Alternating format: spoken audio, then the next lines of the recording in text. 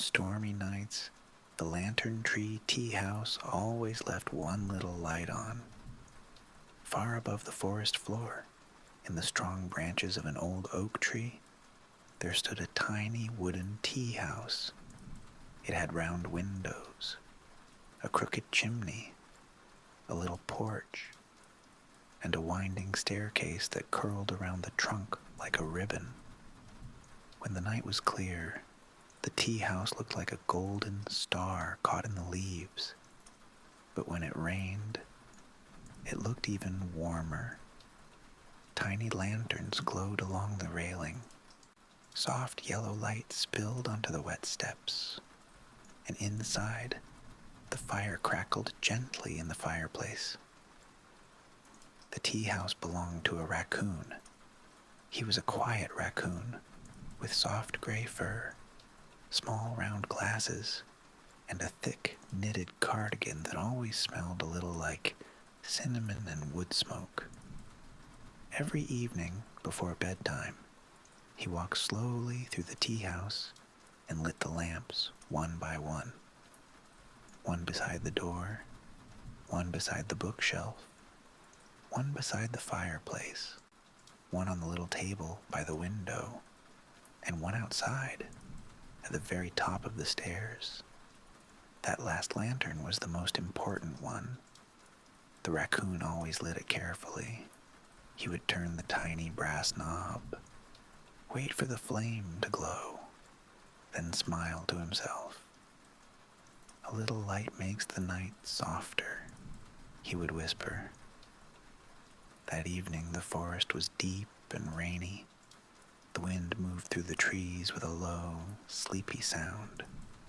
Rain tapped against the windows, first gently, then faster, then harder. The raccoon looked up from his counter. A quiet rumble of thunder rolled over the hills. He paused. Then he took down 3 tiny teapots from the shelf. Not 1, not 2, 3. He set them on a wooden tray. Beside them, he placed 3 cups. The first cup was plain and warm brown. That one was his. The second was dark blue, with a tiny golden moon painted near the handle. The third was small and cream-colored, with a little red heart. The raccoon smiled at the heart cup. Then he put a kettle on the stove. The rain grew louder. The treehouse creaked softly in the wind. The raccoon did not worry. The old oak was strong, and the tea house had held many storms before. He added 1 more log to the fire. The flames rose with a soft, golden sigh. Just then, tap, tap, tap. A small knock came at the door. The raccoon looked toward it. Then he smiled. "Come in, little one," he called gently. The door opened just a crack. A cold gust of rainy air slipped inside. Then a tiny hedgehog stepped into the tea house. He was completely soaked. Raindrops clung to his little nose. His small paws were muddy, and his burgundy bow tie hung crooked under his chin. He tried to stand very tall, which was difficult because he was very small. "I am not afraid of storms," said the hedgehog quickly. Thunder rumbled outside. The hedgehog jumped. Then he tried to pretend he had not jumped at all. The raccoon said nothing about it. He only nodded. "That is good to know," he said softly. "But you do look very wet." "I am only a little damp," said the hedgehog. A drop of rain fell from one of his quills onto the floor. Plink. The hedgehog looked down. "Well," he added, "perhaps slightly more than a little." The raccoon chuckled in the quietest way. He took a soft towel from the warming rail near the fire. Then he knelt beside the hedgehog and gently dried his tiny paws. The hedgehog stood very still. He was trying very hard to be polite. and very hard not to shiver. The raccoon noticed. Of course he noticed. He noticed everything in his tea house. He noticed when someone was cold. He noticed when someone was tired. He noticed when someone said, "I am fine," but did not quite mean it. "Come by the fire," said the raccoon. "I do not need fussing over," said the hedgehog. But he walked to the fireplace anyway. The raccoon brought him a soft blanket. It was moss green, thick, warm, and much too large for a hedgehog. The hedgehog blinked at it. "That blanket is enormous," he said. "Storms need enormous blankets," said the raccoon. Then he wrapped it around him. The hedgehog disappeared into the blanket until only his little face and crooked bow tie could be seen. For a moment, he looked surprised. Then his shoulders softened. "Oh," he whispered. The raccoon placed the cream cup with the little red heart in front of him. The hedgehog's eyes grew round. "My cup," he said. "Of course," said the raccoon. "Your cup." The hedgehog touched the painted heart with one tiny paw. He remembered. "I always remember." The raccoon poured cinnamon tea from the smallest teapot. Steam curled upward. It smelled of honey, apples, cinnamon, and sleepy kitchens. The hedgehog held the cup with both paws. He always held it with both paws. Not because it was heavy, but because it made the tea feel safe. Outside, rain rushed over the roof. The lanterns by the window flickered. Another roll of thunder moved through the forest. The hedgehog took one deep breath, then another. Then he adjusted his bow tie. Then he adjusted it again. The raccoon pretended not to see.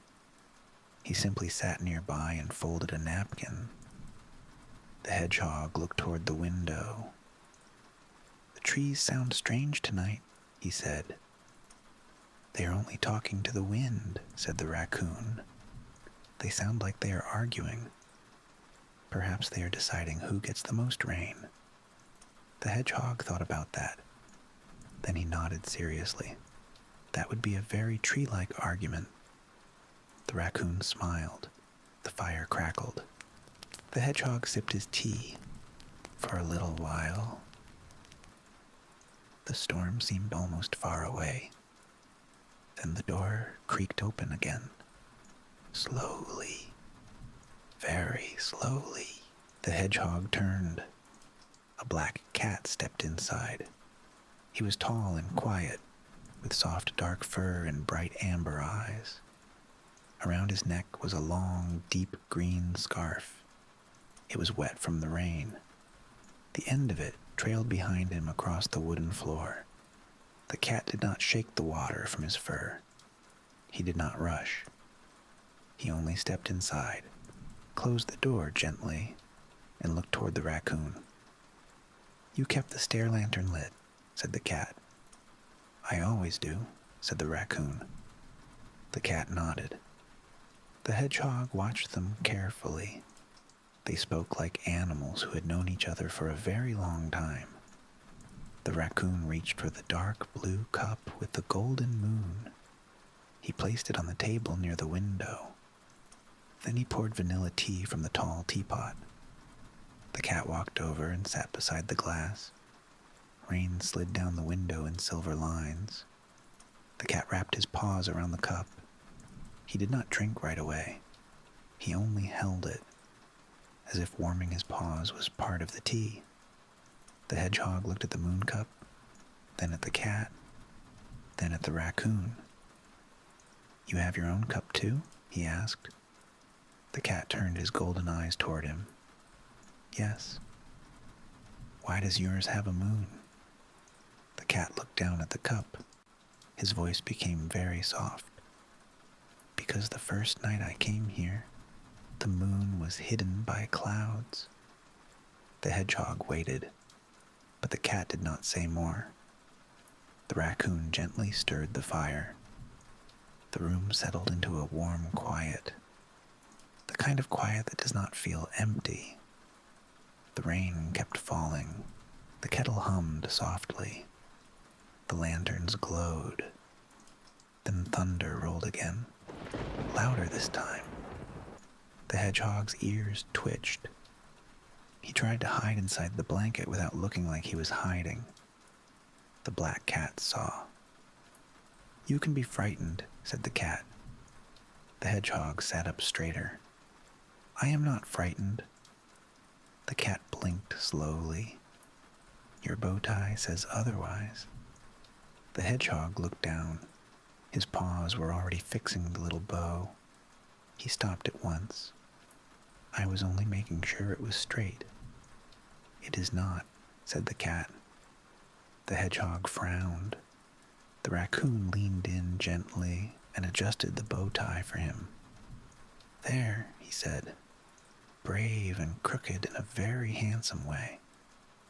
The hedgehog looked pleased, then embarrassed, then pleased again. The cat's whiskers twitched. Outside, lightning flashed. The tea house glowed brighter for a moment. Then the forest became dark again. The hedgehog whispered, "I do not like how sudden it is." "The lightning?" asked the raccoon. "The whole storm," said the hedgehog. "It starts softly, then suddenly everything is loud, and I do not know when the next noise will come." The raccoon sat down beside him. "That is a very honest thing to say." The hedgehog looked at his tea. "I wanted to be brave." "You came all the way up the stairs in the rain," said the raccoon. "That sounds brave to me." "But I was scared." "Bravery and fear often arrive together." The hedgehog thought about that. The cat looked out the window. Then he spoke quietly. "When I was very small, I was scared of storms, too." The hedgehog turned to him. "You were?" The cat nodded. "I was much smaller than I am now. My scarf was far too long. My paws were clumsy. And one stormy night, I lost the path home." The hedgehog pulled the blanket closer. "Were you alone?" "For a while," said the cat. His voice stayed gentle. Not scary, not dark, just quiet. The rain was heavy. The forest smelled different. Every tree looked like another tree. I walked and walked, but the path would not come back. The raccoon looked down at the fire. He remembered. The cat continued. "My scarf dragged through puddles. My paws were cold, and the thunder sounded much too close." The hedgehog did not move. "What did you do?" "I kept walking," said the cat, "because sometimes, when you are lost, the only thing you can do is take one small step, then another, then another." The hedgehog looked at the cat's long green scarf. "Did you cry?" The cat was quiet. Then he nodded once. "A little." The hedgehog's face softened.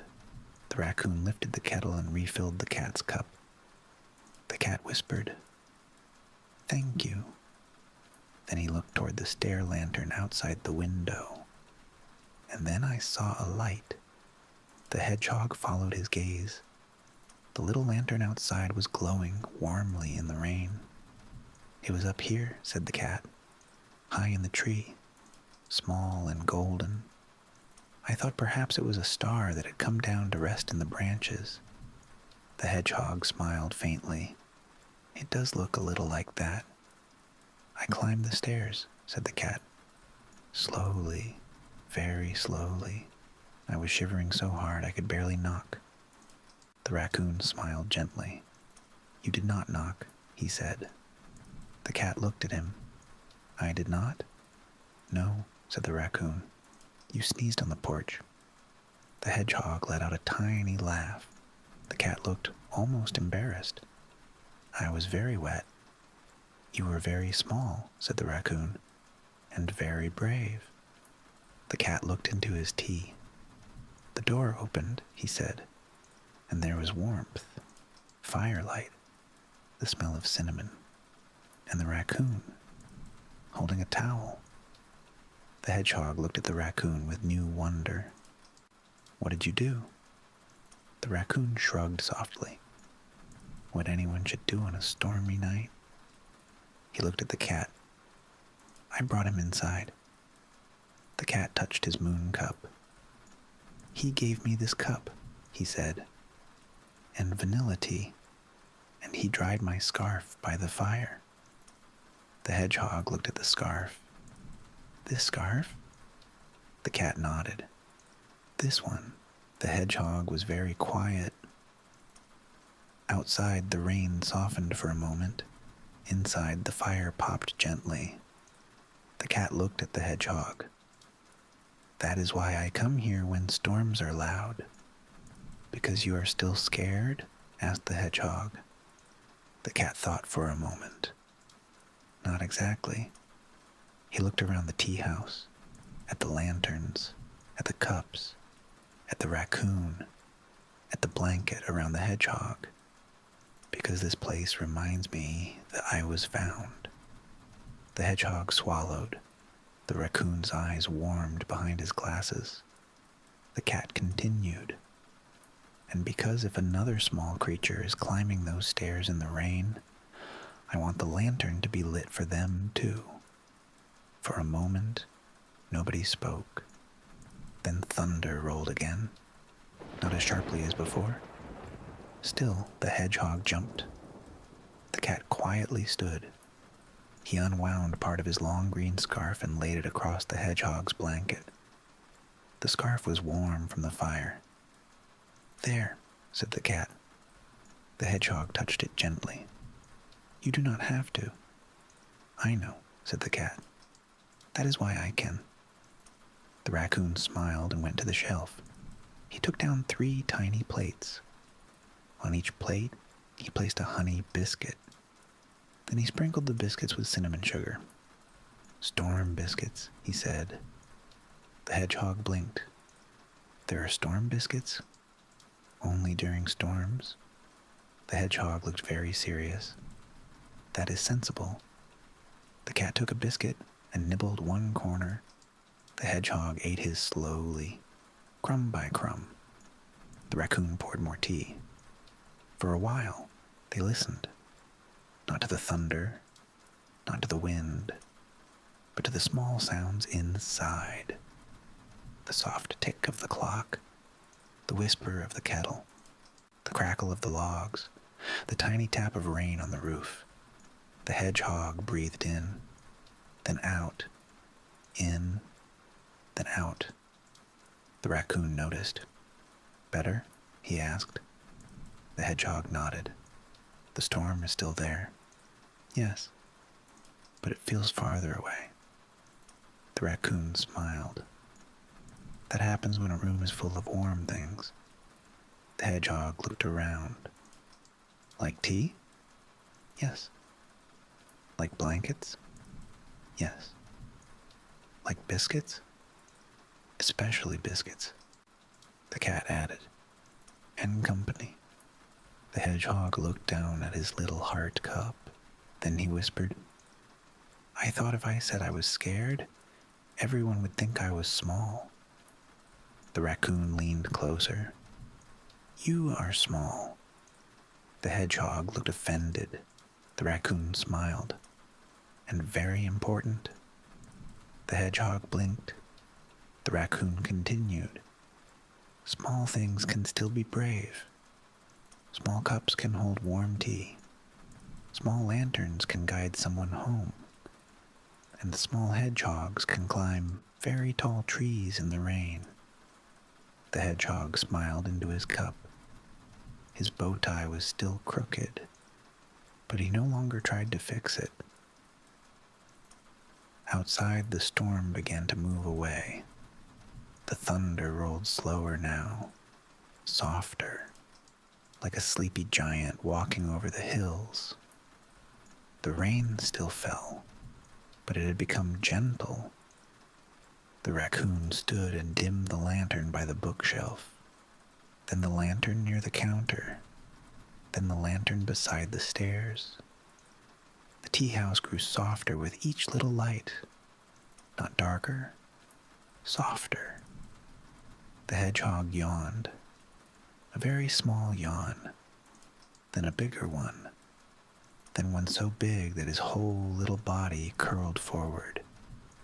The cat pretended not to smile. The raccoon brought one last blanket.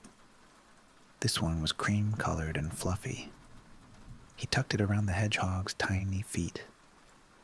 "I am not asleep," the hedgehog murmured. "Of course not," said the raccoon. The hedgehog's eyes closed, then opened, then closed again. The cat settled beside him near the fire. Not by the window this time. Beside the fire. The hedgehog whispered, "Will the lantern stay on?"